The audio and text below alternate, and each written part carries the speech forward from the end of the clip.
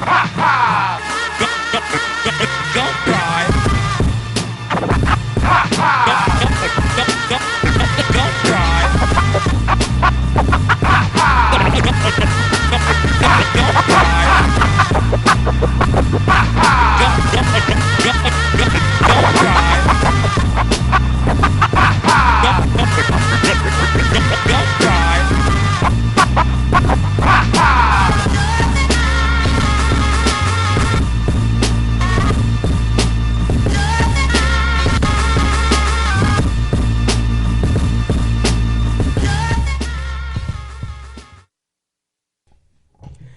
The hip-hop writer is a creator, composing, understanding words of culture brilliance, powering a rebalance of the elements equally. Pages of rejuvenated reaffirmation, simply the almighty leadership of insightful craftwork that stands to build through any conversation born to be. Yet his daily duty is as a journalist that questions properly, uses his ears for the good to filter the real, and as the art decays by dilution, he concentrates the best again and again, exposing it in the print. Today's journalist and tomorrow's historian he listens to share. Here is that necessary attempt executed again and again and again. This is the Power Right Show on S.STREET Media. This is your brother, the lone low life with the home sewn garment, the Boricua with the build, the true and living God stepping in score, soon yes Allah, a.k.a. Skillustrator Low. And we're on S.STREET Media, the evolution of media. Every intrigue will have its own show. Every incredible thought will have its own episode. And every timeless insight will be archived. Right? Just like a shady NFL game, we had a couple of false starts. But this show is about my element of hip-hop, the hip-hop writer. And I like to describe that as the writer of art on art, taking people's art, this art of this culture, and writing my own art on it, and also delivering the essential science on music, because I focus on the music. That's been my realm. And it's a realm that I've done for over 20 years as a hip-hop writer in all the magazines that you can find good and fault in. Today's episode, we're finally going to get to my major feature, Peace Course Pieces. Been trying to get into that. You know, last episode, all of these voting ideas kind of like bubbled into something else. And I could have a whole addendum on it and stuff. I'd rather wait and just deal like I am so far and dealing with your thoughts on them individually as we go through them. Because all of these, whatever I called them, these anomalies that people voted for that seem like they'll do good or deserve a chance supposedly to do better, we'll see. We'll see how they do, right? And it won't really change my understanding that they're all anomalies. But yo, last couple of episodes, I haven't been able to give you what I consider art on art, and I'll let this art on art lead into this particular feature that I don't know how long it'll take up, but when I start talking about the 5%, well, I hold whole classes on this. So it could be a long one right here. But there's a piece I wrote. I thought it was relevant to it. I called this piece Bullish Builders. Bullish Builders. Where we just keep crying, we woke in the midst of snoring. All praises due to great oxymoron, the respect fake matrix. Cause niggas in these hamlands be taking care of bloodsuckers in the ICU. That intellectual coon unit, where morons load on oxy like Muslim gods. Praying and playing supreme backed by the Rothschild family dancers with the Fard Finders band and led by Elijah Mohaya. My brother's woke and only two eyes. Don't believe the phenohype. We won't let Yakub's sequel be quilled. So them trans-real airlines won't fly into rooms to rest in pieces. Slamming them stages, singing scholars' ballads that duet tricks and knowledge. Alarm spotlights are now on I. Blackheart Man, DeBarge Tone, Lavo Lingo, with a serenade of cream clash and firewood of burnt bridges. No roads I walk for a woke. That just a wily wake. Nigga, it's been knowledge of self or bust. It's been knowledge of self or bust, right? But I even forgot what piece I wrote that in. It's a recent piece, but you know, you want to read, if you're interested in any more of my writings and stuff, majority of them on premierhiphop.com. Pretty soon, I will be reconfiguring a lot of my works there. I also have a book that's almost done, at least in the writing phase, on the MC, the MC alone. I had written what I thought was an essay, right? And I looked at it, and then I had it on the Google Docs, and I looked at it, and I said, hey, this essay looks good. It's got a lot of stuff. And I said, what's the word count? And I said, God damn, this is no essay. This is a book. Word count was extravagant, so I figured I'd fill it out, add on some new insights, try to include all favorites, MCs that I think are essential to telling a story the way I see it, you know what I mean? And try to be faithful to the entire reality of music making as far as MCing. But more as that goes along. But yo, this feature here, which will be most of the show, I guess, is Peace Course Pieces, right? And before I even get to why I call it Peace Course Pieces, then that's PEACE Course Pieces, because that's the name of my course that I teach at Law School of Mecca every Thursday night. And I want to take you to where we begin is in Harlem, right? It's funny, when we talk about hip-hop, Harlem has always been a famous place for all things music and culture regarding our people, right? Whether it's the west side of Harlem or it's the east side of Harlem, right? But when it comes to hip-hop, it's pretty dry, you know what I mean? After the origins of hip-hop, recorded hip-hop doesn't have a great legacy, I'm going to say great legacy, because it certainly can be proven is not great if we count as far as quantity of artists. So it's not really a deep legacy as far as recorded artists from Harlem. You know what I mean? Once you get past, originators, early pioneer DJs and things like that. But what people don't understand about Harlem is that, and this is also why when we're talking about, and this Peace Course piece is obviously an introduction to the 5% Nation of Gods and Earths, right? And what we call the knowledge of self. What is that? What is the detail of that, right? Why are we saying that? What does this have to do in the history of hip-hop? Because I think that when people talk about the history of hip-hop and they talk about the 5%, they kind of just leave it to artists that happen to be 5%, that happen to record music as 5%ers. But that's an incomplete history of the 5%. Nation of Gods and Earths. It's really incomplete because our legacy within hip-hop doesn't really begin. I personally don't think that that's the core of the essence of what we gave hip-hop music and culture is the artist, and we have some of the legendary ones behind me on the walls here, if you could see the Wu pieces. And I'm saying that they're not the most essential aspect of it, but they do represent a very particular part of it that is essential. And you'll see as I go along.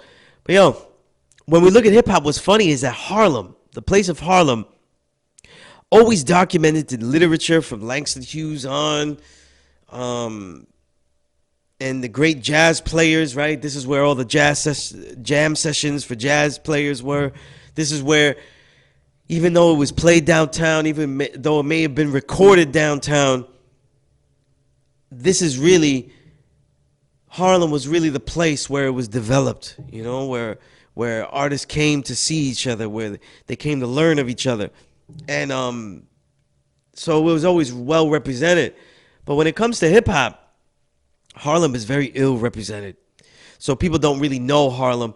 And even when we talk about the Gods and Earths, most of the Gods and Earths that have rapped have not really been from Harlem. And yet that's where the main school, and the main school, the only one that was founded by the founder of the entire nation, right? Allah the Father, right? So there's an irony in that, you know what I mean? There's an irony in that I find to this day. But what is Harlem, though? I'm going to talk about Harlem as far as what people don't see it as, but I've been able to see it as since I've taught, and since I've seen it though as a cultural place to go to, right? Grossly underrepresented in hip hop, since the recordings of hip hop took place. Still, when you go to Harlem, it's probably the place where every single religious and spiritual idea of black people that is, every one of the black diaspora uh, takes place. You know what I mean? So you'll see every religion, in teaching at the school. The last 18 years, I've probably seen every type of religion and every type of spiritual idea that you could come with. I've seen niggas make shit up on the spot. Like, we'll be this. We're going to be this. I heard what you have to say. I'm going to take a piece of that, and I'm going to make up this shit. So it's become a hotbed where the validation for black spirituality takes place there. And whether you have us, the 5%, where you have the Nation of Islam, whether you have Israelites screaming on the corners, whether you have Nubians selling, literature, oddball literature to say, right? Threw the dart there. Took the time to throw a dart. But all types of spiritual ideas converge in these places. And the Gods and Earths, we've been a real strong point, a real focal point in that. So let's go back to the Bronx for a minute and segue that into hip hop a little bit, right? In fact, let's not go into hip hop just yet. It was 2 weeks ago. I was at the community, and a lot of us Gods and Earths were at the Community Board 10, Harlem's Community Board 10 meeting in Harlem, right? And to show the distinction that we have as far as like our work in the community, our work with the people, our presence in the community, there was a vote that was voted positively that took it to the next level into the community board, and hopefully there'll be a final vote for it, to rename where Allah School of Mecca is on 126th Street, 7th Avenue, Allah, Justice, and the 5%er Square, right? And Justice was Allah's literally right-hand man. So those are like two of the great elder teachers, and 5%er Square, all of us, right? And all of the things that we do there. And so it fits this time to give a retrospect about what we are, what we do, right? So I'm gonna go into the teaching a little bit, and some of the ideas of how I got knowledge of self and how I brought it into what I was doing, and why I do it a little bit different than, let's say, other people in their podcasts, on their Twitters, and things like that, right? First of all, right, when you hear many names, though, like I was thinking, like, I think my producer will definitely see this. So I figure, like, let me just dive right in, though, and get in the name, because the name is always where the beef is, right? Where the discrepancy, or the people have different names. Some people say Nation of Gods and Earths. They'll say 5% Nation, 5% Nation of Islam, and the 5%ers, whatever, right?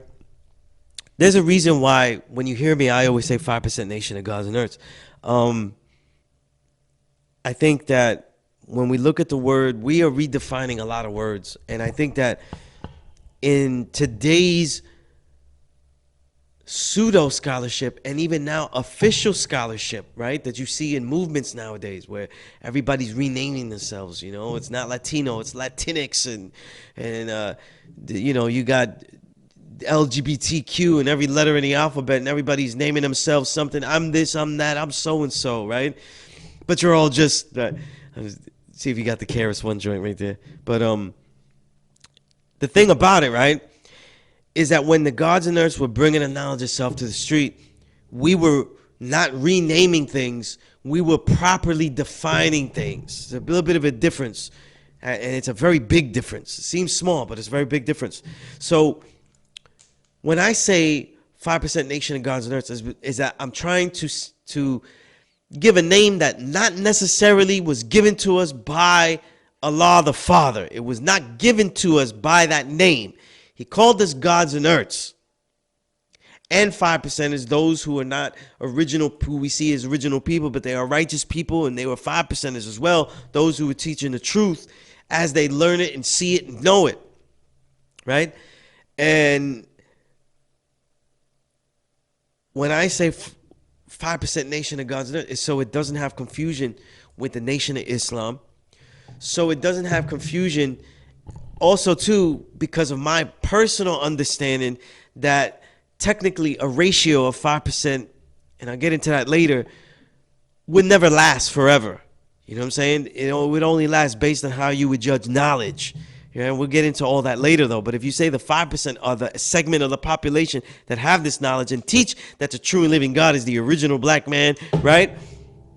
Then that means that the more that you teach, that ratio would either change or it would fluctuate. So I don't think that would be, I don't see it as a endless term. So when I say endless term, what will we always be? Nation of gods and earths. And all of those in the universe, whether they God, earth, or not, they would all be under that, because everything is under God, right? Under God, indivisible, with liberty and justice for all, right? Even the other man sings it that way, right? So this is the reason why I do it, though. Now, if you deal with this knowledge of self, you'll deal with segments that call it different things. They'll have issues and with histories that are told a little bit liberally, right? And the clue in that, so that you know what I'm talking about, is that, you know, certain bombs explode in the face, and they have certain segments in that bomb that is literature that is bad fuses. You know what I mean? Liberal fuses that we're taking in that explosive device that was written. But so now we have the 5% nation of gods and earth. So what is knowledge itself? This is important, though, because in music, if you want to be a listener of the lyric, you know, and you want to be a superficial listener of the lyric, you could dismiss it and say you don't give a shit. It's just knowledge itself. I know who I am. I'm a son of a bitch. I have this meme that defines me. You know what I mean? Because niggas have like 10 memes that define them. You know, like, pick your 10 memes that define you. And that's the knowledge meme, wisdom meme. You know what I mean? They go through it. But the thing is that I think that there's a segment of listeners that are older and they think they know what this is, even though they haven't dealt with it. And then there's a segment of listeners that lie to you and act like they know what it is, so you don't need to, so they don't need you to tell them. But they're the ones that secretly go on genius.com and try to either correct the statements, right? They log on, they get their log on Genius, and they try to explain what the shit means. I've explained shit on genius.com, just trying that shit out, and have like white folk tell me that, no, that's not what that means. You know what I'm saying? And I'm like, okay, yeah. What's your source? You know what I mean? What's your source, right? But and then there's other listeners that are feverishly considering a place like Genius or other places or Wikipedia a more valid source than people that are actually in the shit, which is awkward to me. And it shows that, like, it really shows how this culture, which I call a counterculture, and I'm going to go through this again, I call it a counterculture, but often it's out of idealism. You know what I mean? It's really a subculture that is given to the pop masses now. It is fed to them. So people that are below, and we prepare it for them, and we prepare this here is a plate of hip hop. And as a performer, with all the slangs and talk, and as a give it to use, and use a buy it. You know what I mean? And use a lax it. You know, because I's a real niggas from the streets. You know, I's a really from the streets. And that's what most of hip hop is. You know what I mean? They say the game is to be sold and not to be told. Well, you guys look like some real coons selling this shit the way it's being sold. You know what I mean? Because, you know, I just laugh. Like, when we get some hip hop, like, everybody's authentic, right? It's always authentic enough that we could, it's rapped real, because the certain people that know will know and they'll know, but it's really not being sold to those that know. It's being sold to those that don't know. You know? But the people that don't know, they love listening to music. This is a fetish, though, and it's basically rooted in suburban white kids. It's a fetish to be listening to things that are talking at you and not to you. You know what I mean? Like, you get to see this world with a lens. Like if you were watching the penguins at the Central Park Zoo, you know what I'm saying? And watching them swim through and navigate the corner, you know what I mean? And to me, you niggas look like penguins and shit, you know? Jumping off the block into the waters of the bricks and then jumping out back into the block, you know what I mean? But What is the knowledge of self? The knowledge of self doesn't mean that you know some black history, or that you know that black people are oppressed, and it certainly absolutely doesn't mean that you have defined black people as a particular genotype, so it'll be a certain shade, a certain level of brown bag paper bag shade and up, right? Phenotypical traits of select width of broad nose and thickness of lip, and then that's it. You know what I'm saying? That's not what we're saying. That's not what we've ever taught. You know what I mean? And only many, many, many that have learned of it, this 5% nation of gods and earths and knowledge of self, and many who have taught it, though, who have understood and comprehended their own 120 lessons poorly, have said ignorant things in that way. But what is the knowledge of self? You know what I think? I think if we get this prerequisite, we get the prerequisite of it all down, then we can understand who we listening to that isn't a 5%er. It'll knock everything out the box right now. It isn't people that say that they're the God. Because that's a whole bunch of guys that ain't really in this saying that. And any good meaning, any well-meaning, positive, self-esteem, rich black man has the right to say he's God. Let him say it. He doesn't need to have a scientific fact sheet to say that. He's making a record. He's building self-esteem with some, and he's giving himself the highest title, however he sees it. And because it's been a religious term for so long, 6,000 plus years, right? Then who could fault that? However, the prerequisite to getting a knowledge of self, the prerequisite that has to be seen is that there is no mysterious being, energy, or force that controls our reality. And that will include to the doom of everyone in the world. Whether we say that you're the true and living God, or we say you just can be a righteous man, or we say that you're the original woman and you're the earth, right? Or you're just a righteous woman, there ain't no mystery God for any of you. There's no mystery in the sky that's gonna finish. And I know, for the white folk, that white privilege feels like a mystery God. The white privilege feels like a mystery God, right? And for our people, that white privilege and that oppression feels like a mystery God, because it feels like something outside of my control is affecting me and I can't do anything about it. You see, so that means I am not worthy of whatever God has to bestow. That's some sick shit. And Christianity is a perfect puzzle piece to put in there at this moment in time right there. If you want an example, right? Born in sin, right? You're born fucking up in a religion. Imagine that shit. Born fucking up, But so the knowledge of self has that prerequisite. The next aspect, though, is that if you're an original man, though, you're looking at the sciences of what makes God. What makes God, though, is that what? That all things are performed and realized through the science of what? Thought and the mind, and nothing is greater than that, right? And this goes back all the way to ancient sciences. So we can go back to the Kabbalion and other things, and Tahuti's laws when he says that the all is the mind and the mind is the all. The universe can only be affected by thought. And the same thing happens, and the same thing is what we're saying, though, is that we say that we have that mind. And if you're thinking that we can't because we are in a finite body, a body that dies, well, let me tell you something. God is master of all realms. So it's the infinite mind and the finite body, and we do all things almighty.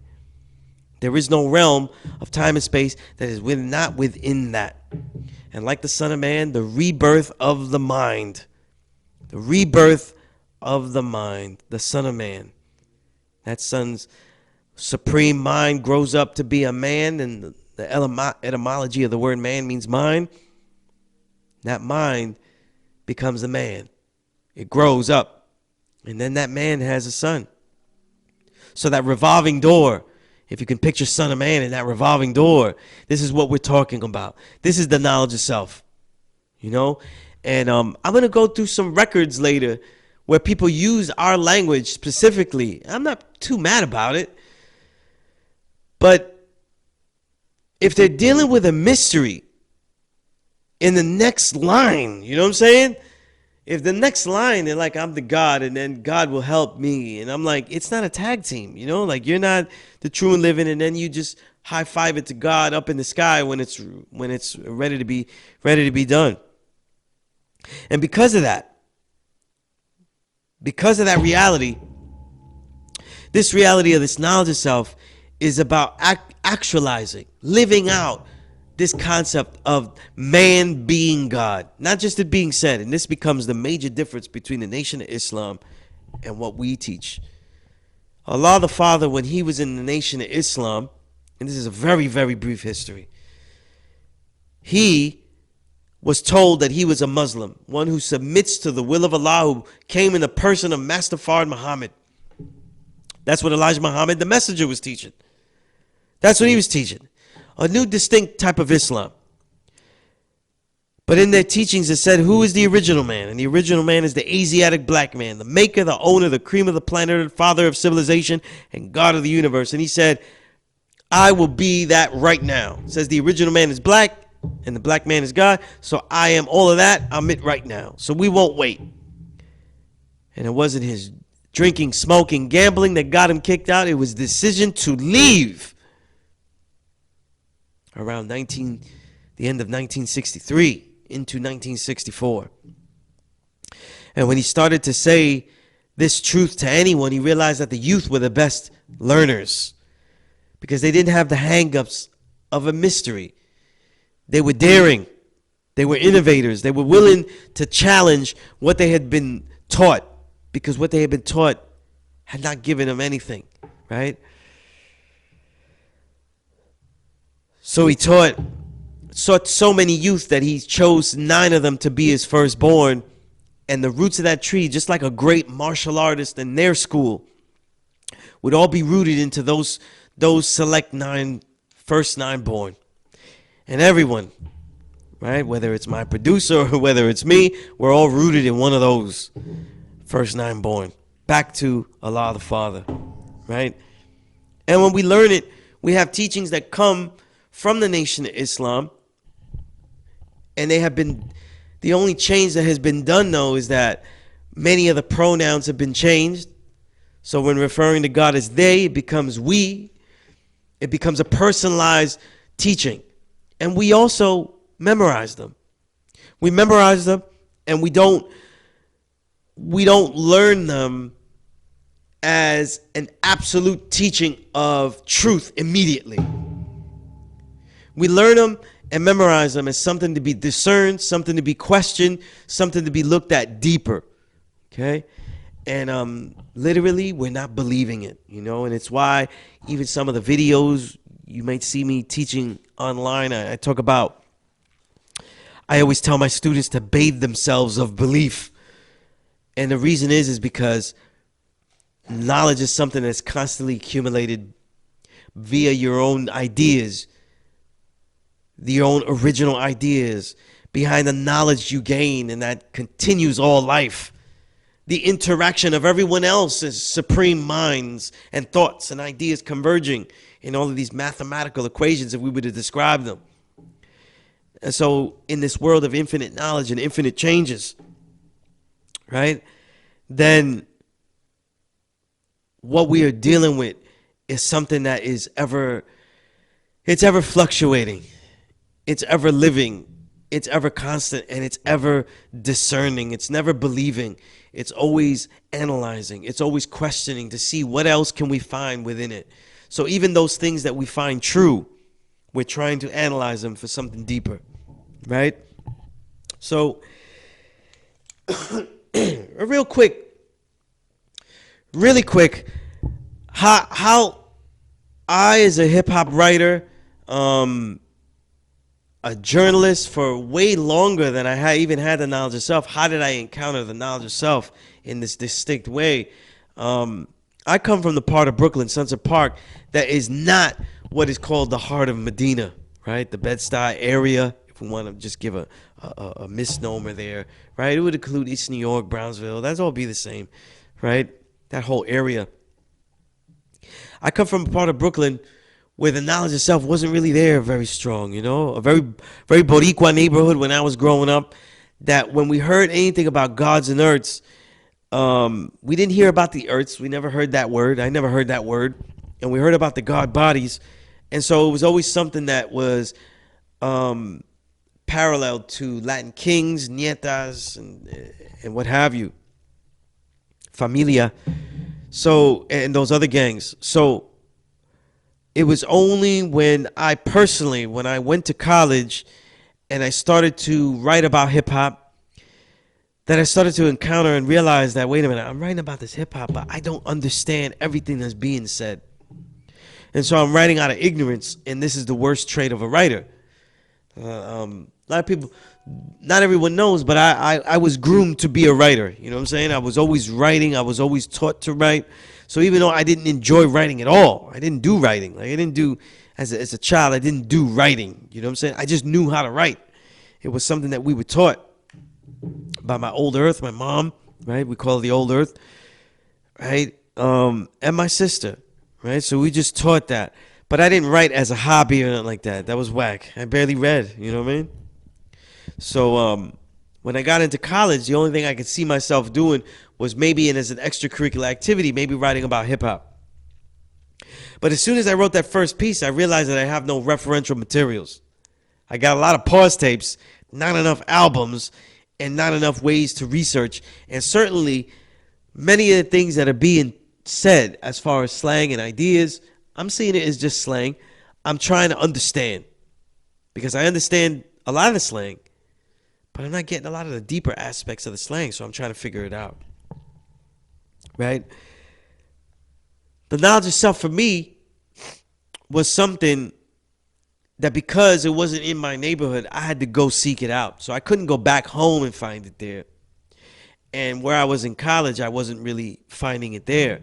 So what I did was, all I could do was research and research ideas. And in the research of ideas of other religions, I studied a lot of other religions of original people. Right? And I was provoked that way through my mentor, Dr. David Traverso, to even write a paper. God, I even got a paper called the Hip Hop and Religion. And the whole shit is about the 5%. I didn't even know. I was like, and I actually have a lecture I did in 1997 at the Muévete conference I think it was at Hostas Community College in the Bronx, right? And I got a picture of me pointing to the board. I'm pointing to the board. And right under it, it says 5%. You know what I'm saying? So it's like destined I was going to get that shit. I was just writing about it, I was saying that it was deeper and shit like that. And other people, and certainly other Puerto Rican artists and all that, they were on there. Most Puerto Ricans at that time in the 90s, because they had been shunned by the industry so much, they tried to figure out ways why they weren't black. But, because if you were a lighter-skinned Latino, right, a Puerto Rican, you couldn't rap.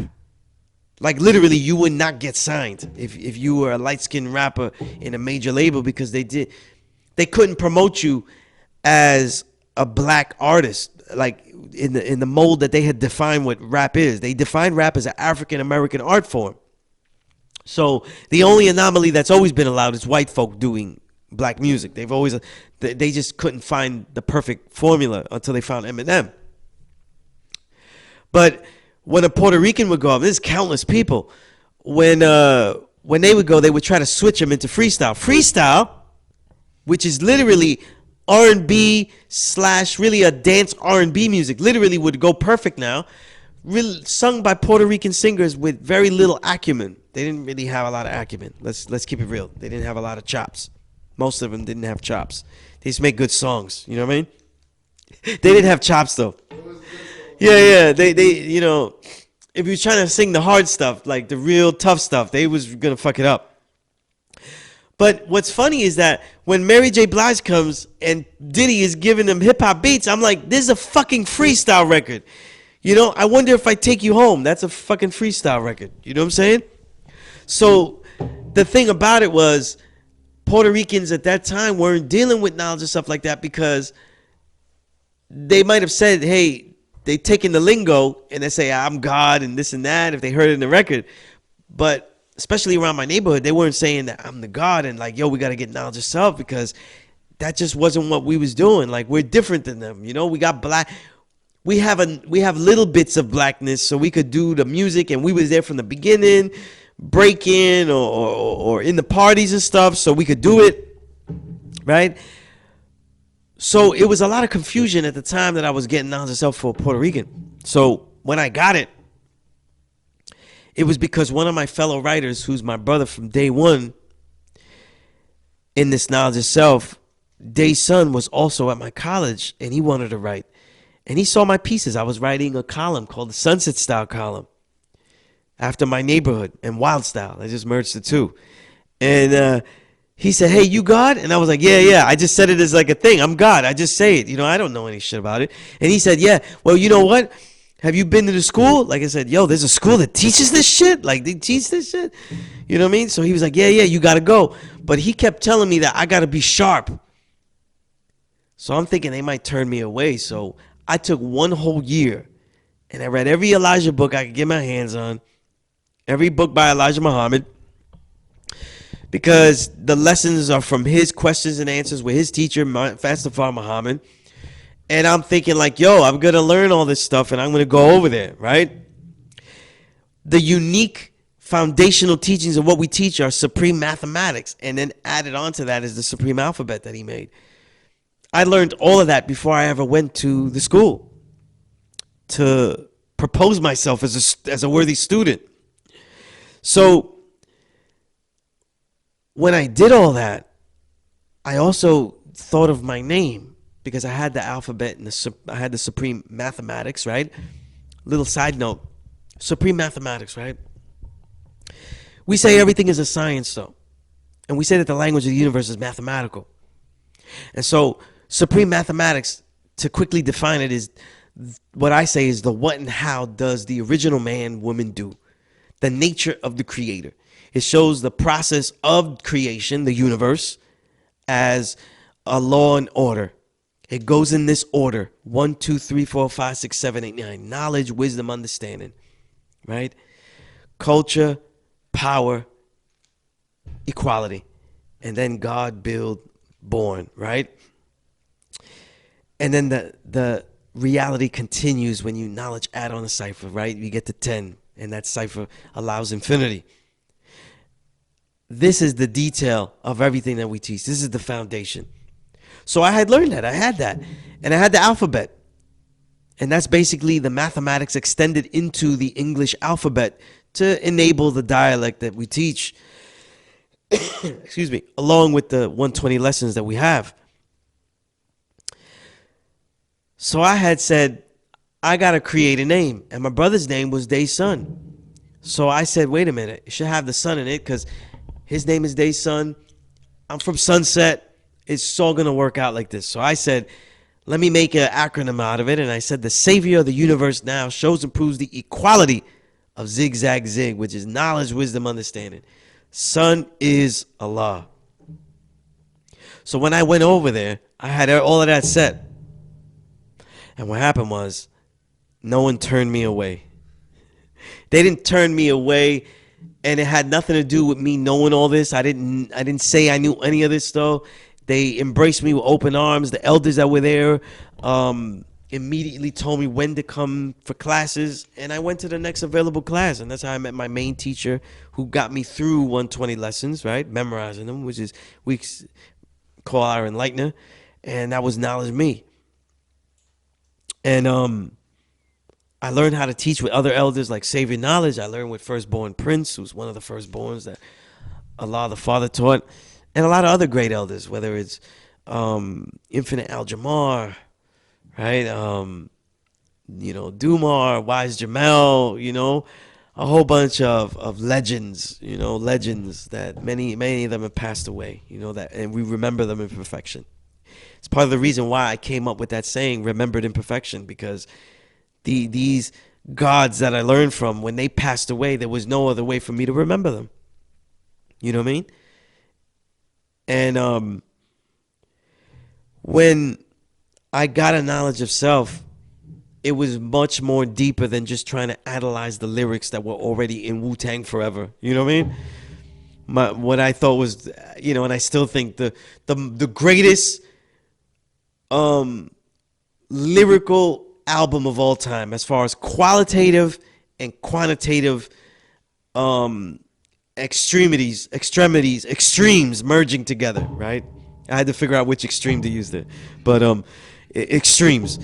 But yeah, no. To me, no album has more lyrics than that one of Worth, and is more concentrated. That I tell you though, as far as depth, I don't think anybody can beat RZA 1997. I still think RZA 97 is the deepest MC I've ever heard of all time.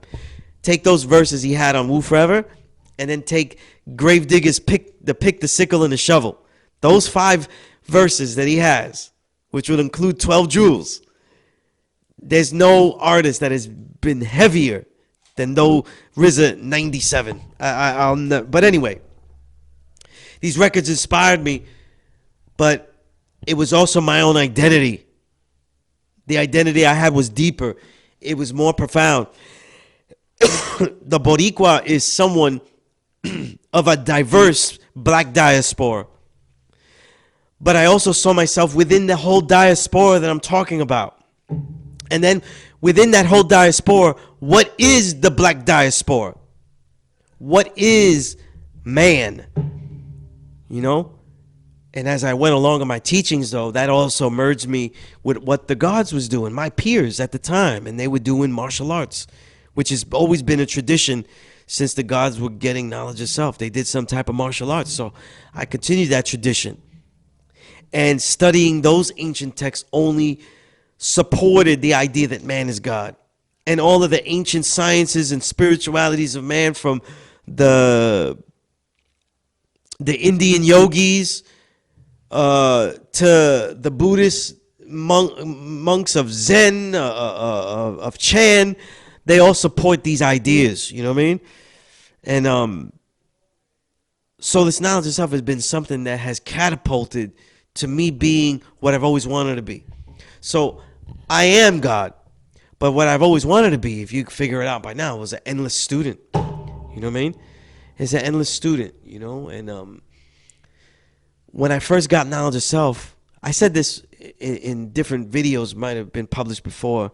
When I first got knowledge of self, my enlightened knowledge, me, said that if I continue, this is after first class, if I continue in this way, I'll be teaching at the school. So I spent an entire year at a law school in Mecca every single day being prepped on how to teach people that come off the street. And boy, we saw everything. I seen everything. You know what I mean? All types of characters. You know what I mean? Shit. I seen and you see versions of everything. You don't just see like Israelites. You see different types of Israelites. You don't see Christians. You see different type of Christians. You don't see Muslims. You see different type of Muslims. So you see all of that. You know what I mean? And if we take it back to hip hop, right? And we look into some of the ideas of hip hop, right? I have this one statement I wrote down here. I'm going to read it to you because it kind of brings it into what I'm trying to say here. Is like, hip hop has always been about the hustle to get what's yours. You know what I'm saying? That easily became an oppressed man's fantastical adventure toward the American dream with a quote unquote rugged individualism that mimics white American anti-hero, the white American anti-hero that you see in any classical Western. This is what hip hop has become. But the reason that I call it a counterculture is because when we did look at this knowledge of self and we look at the community work that was done that united hip hop, this is where so much of its foundation gets lost about what we talk about as far as hip hop and the knowledge of self and the community, hip hop being a communal culture that to me should be a counterculture and at its best is a counterculture. So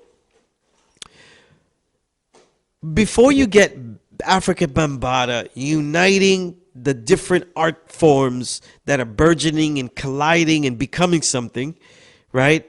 Because the art forms themselves aren't completely originated there. They just synthesized there, right? They just merged there. A lot of break dancing was already done in salsa, a lot of up rocking parts. excuse me, a lot of funk dancing already had a lot of breaking aspects to it. So they were merging what they were seeing. Graffiti was always around, but prior. MCing has its roots going all the way, not just back to the griot, if you go back thousands of years, but we got all the music that's merging in that area there.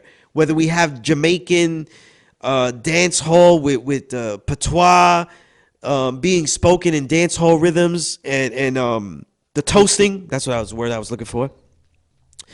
We have salsa, which has soneros that literally after they sing the verses of the song go call and response off the chorus and actually rhyme all of their call and responses. And actually, if they do it live, they freestyle the call and responses, so they're made up at the time. So an older Boricua, older Puerto Rican guy, that might be listening to salsa at the time, or a younger Puerto Rican guy that's listening to salsa at the time and might not care for what's going on in that burgeoning, starting culture of hip hop in these low budget block parties where they're queuing up the records all fucked up, compared to what we think now, because they didn't really have the mixer like that. He's already listening and judging singers for their lyrics and for their rhymes. And so is a roots reggae and a toasting aficionado is doing the same thing. So all of this is merging and synthesizing in the Bronx, right? But what people don't understand, though, is that for that culture to even happen, the violence and the destitute of the Bronx had to be quelled in some kind of way. And that's where you get the impact of people like the Ghetto Brothers. If you watch, I forgot the name of the documentary, though. I'm going to say it. I might be wrong, but if you search it, it might get better. You search, or it's a Rumble in, I think it's not Rumble in the Bronx. That's a Jackie Chan movie. But it's got Rumble in the Jungle, I think it's called. And it's about the Ghetto Brothers, who are Boricuas, that they actually made an album. The Rumble Kings? Rumble Kings. It might be that too. But excuse me. The Ghetto Brothers were a bunch of Boricuas that, along with a lot of other brothers, it wasn't just Boricuas, but those main Ghetto Brothers that would make that record together, they were all Boricua, but this whole unit of brothers and sisters were African American, they were Caribbean, they were Boricua, so they were Spanish Caribbean, Latin, English Caribbean, American blacks, and there was such massive violence that they started to commune in this way. And their story is in a lot of books now, and in this documentary I'm talking about that I'm trying to get the right word, but I forgot it. But as this podcast is released, it'll be in the detail. But the work that those brothers did led to a harmony between black, brown in the Bronx, where they could converge now on a musical, cultural, artistic level in some respect. You know what I'm saying? It wasn't perfect. But it slowly could develop. You know what I'm saying? And it was also catapulted by music that had elements of everything in it. The music that people were extracting breaks from were the same music that was coming from the Latin Caribbean, influenced with the polyrhythms, had the toasting elements from the Jamaican rhythms and those bass lines. The majority of early bass lines, in fact, most bass lines today are really roots reggae bass lines. You know, it's a core to how the hip-hop track is made, the reggae bass line, you know? And, of course, the whole sound system is a Jamaican phenomenon, right? Let alone the inventor of the breakbeat is Jamaican, Kool Herc, right? So, to fast forward all this, right? We have all this stuff happening, and an important aspect of this unity of the original peoples, I call them the original peoples, these black and brown brothers of all sorts, right, is the gods. If you talk to Kool Herc, though, the people that were protecting his speakers were the gods, and that's where the b-boy stance, arms folded, right? In the b-boy stance comes from the gods protecting the speakers. That's from Kool Herc's mouth to me personally.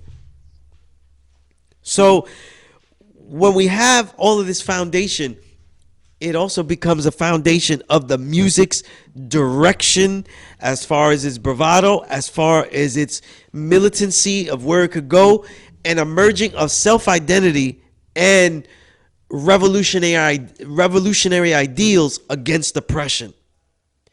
And if we look at all the great crews that made music in the early 90s, we find gods all up in there. You know what I mean? So recently, right? And I want to go into the music and some of the musicians and stuff and how you would tell. It's very difficult to tell because if someone was to say that man is God, that the original man is God, and he's going to rap that, doesn't mean that he's part of the nation that I'm coming from, because that's a fact. That's a scientific fact that we're willing to prove with quantum mechanics, biochemistry, cosmology. We'll go through it. But it also means that if it's true, any other man in this world could figure it out on his own too, with sciences of his own. However he shows and proves it. But there was recently an article, right, in Complex magazine, right? Definitely a magazine that appeals to the subculturizing of it. You know, they sell you. They are literally selling black culture to the masses. You know what I mean? They make it comfortable for everyone to have it, you know? So they'll talk about sneakers, they'll talk about this, and everything merges into this capitalistic consumer culture of blackness that anyone else can participate in if they so choose to. So, of course, they got a white writer to write about the 5%. And rather than go into all of the mistakes that he made and all of these things that he said, because I'll be here all fucking day, right? About the mistakes that someone says, the history of hip-hop, and one of the biggest problems in the history of hip-hop is that they have not telling the story of hip-hop through the lyrics that hip-hop has. They have told it by the performances of hip-hop and not necessarily in analyzing of what the lyrics mean. You see? So that's always an afterthought. So the 5% influence on it is always strained. There was one thing he said in the article, right? He said that all of a sudden we disappeared from hip-hop. And the thing is, though, is this. The 5% and those who are truly 5%ers merge and blend terribly with bad music. And the entire mainstream is bad music. Good ideas, good thoughts, good insights, complex thoughts, right? There's a pun intended, right? Merge terribly with the sound of music today. The sound of music today is not a progression, it is a digression, where it's using old techniques in a more simple way. You know what I'm saying? So it's almost like if a child is playing with like complex toys, like he's playing with action figures and thinks of adventures with his toys, then tomorrow he goes back to playing with blocks, but in a stupider way. Like, be like, hey, didn't you do this when you were 3? You know, and I'm doing it differently. I'm doing these blocks in a way nobody's ever blocked it before. And you're like, eye roll. No, this kid needs help. He's digressed. But that's rap music that's being sold there on the large. It doesn't merge well. And the thing I said about a counterculture is that a counterculture is supposed to have, and ideally would have, a confrontation of thought. In other words, hip-hop at its best relates to the listener, but at the same time challenges the listener. Think about Public Enemy when they first started. We related to the reasonings of them fighting back, fighting the power. But the deeper you listen to Public Enemy, they say a lot of stuff that challenges our thoughts and say, oh shit, you know, Chuck is right. Like, we shouldn't really be doing it like that, or that's like wrong and shit like that. The same way the greatest groups do that. The same way that a lot of MCs do it. But like, there's no real primer other than what I said to you before about a mystery God. If they're talking about a mystery God or they refer to God as someone outside of themselves, that pretty much deletes them or shows that they know this poorly or have expressed, but it doesn't mean they're not in this nation either, because they might be expressing it poorly. You see? Because remember, we're dealing with art. And a lot of artists, right? And S.STREET, right? He had said that he isn't really trying to teach blatantly these teachings in the wax, though, because an artist wants to be free. They don't want to be held down by a didactic, preachy teaching. What I'll say is this. I think that any artist that truly is free to the highest levels is saying whatever he feels needs to be said and could be all of himself at all of the time in his art. I'm judging no one in particular. You know what I'm saying? But that to me is the test of a really great artist. You know what I mean? But what I didn't like about the article is that they see like things like a comeback, and it makes our work here, what we're trying to do, almost evangelistic. I think that the work of us teaching the knowledge of self, we're teaching things that we see as true, and that we're working ourselves to prove and to study experimentally to see that they are true. How so? How more so? Whether they are so. And so our works, our creative works, they're not just about collecting would-be students, gathering a flock. So our ideas aren't our intentions are not evangelical. But what I was saying about in this article was perspective about the next generation doing that. It also doesn't take into account that there's so many MCs like a Sadat X, like a C. Raised Walls, a Kasim, brothers that are with this Planet Asia that have been making their best records, right, today. So we say whether the 5% are still valid. I think one of the problems with asking something like that is hip-hop still valid? Because the greatest hip-hop isn't like before. In 1993, everybody said, I love Wu-Tang because they're underground. But Wu-Tang wasn't underground. That's a platinum album. That's a platinum group. When we talk about underground, today, truly, hip-hop, the whole music is literally underground. You have to search deep within the surface of your internets, of your shows and clubs in New York City to find the best music. This is truly underground today. You know what I'm saying? So when we look at things like that, there's so many people like Undeniable, who are my guests here, the God Dark Kim, who has something out with Allah Wise, brothers that when I hear it, I know they have some knowledge, like Ralphie Reese, who's really dope. I put you on the Ralphie Reese. Ill Conscious, the God has been doing it forever from Medina. J Live, right? Since 99 when I wrote that show and prove for him in Double XL, and they called him a Muslim and fucked it up. You got Uncle John, right? A-Preem from Chicago. Allah with his album Darker Realms, Higher Sciences. You got Allah Preem from Rochester.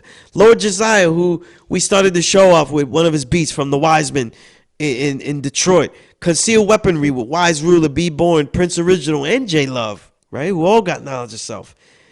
But we also have emerging. We have people that have it, but they kind of use it the way they want to.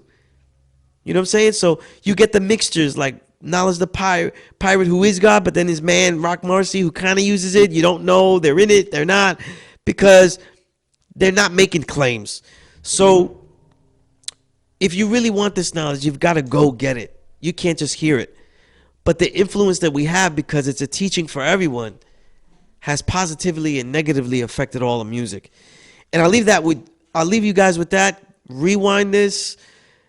Write down the names of some of these guys. There are more. If I missed out some, I tried to name ones that aren't in that article. You know what I'm saying? So, the 8+ albums from S.STREET that some of them are incredible. They're all good. I didn't even have to mention that because they already mentioned him, right? And my man Raz Fresco out in Canada and all the gods out there, right? And endless brothers. But with that said, the Peace Course pieces will continue as a segment as we go along, so there'll be more builds. If you have questions, write them down. I'm on the IG and everything. Go to Sunez on the IG. Write me up, you know what I mean? Look up S Street Media, ask your questions on the post and everything. So, with that said, until next time, there'll be a lot more stories to tell, writings to recite, and records that are recorded to rewind and reminisce. I'm your host, Sunez, aka Skillustrator Low, and as always, this has been a Never Respect Fake broadcast. Peace.